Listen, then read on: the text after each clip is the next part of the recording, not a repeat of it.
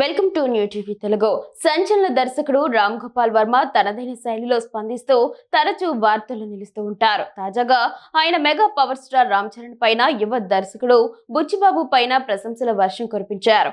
రామ్ చరణ్ కథానాయకుడిగా నటిస్తున్న పెద్ది చిత్రం నుంచి విడుదలైన చికిరి చికిరి పాట సృష్టించిన సంచలనంపై వర్మ స్పందించారు. ఈ పాటలో చరణ్ నటనను, అతన్ని చూపించిన విధానాన్ని మెచ్చుకుంటూ తన ఎక్స్ ఖాతాలో పోస్ట్ చేశారు. సినిమాలోని ప్రతి కళారూపం, ప్రతి విభాగం అసలు ఉద్దేశం హీరోను మెరుగుపరచడమే. చాలా కాలం తర్వాత రామ్ చరణ్ ను తన అసలైన, సహజమైన, అద్భుతమైన రూపంలో చూశాను.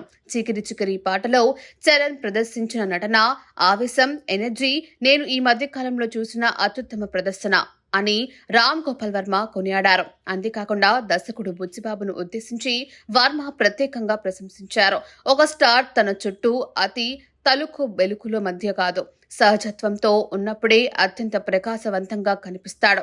నువ్వు ఆ విషయాన్ని అద్భుతంగా అర్థం చేసుకున్నావు. భారీ సెట్స్, వందల మంది డాన్సర్లు లేకుండా అసలు దృష్టి మొత్తం హీరోపైనే నిలిపావు అంటూ బుచ్చిబాబు దర్శకత్వ ప్రతిభను మెచ్చుకున్నారు. బుచ్చిబాబు దర్శకత్వంలో రామ్ చరణ్ హీరోగా నటిస్తున్న పెద్ది సినిమాపై భారీ అంచనాలు నెలకొన్నాయి.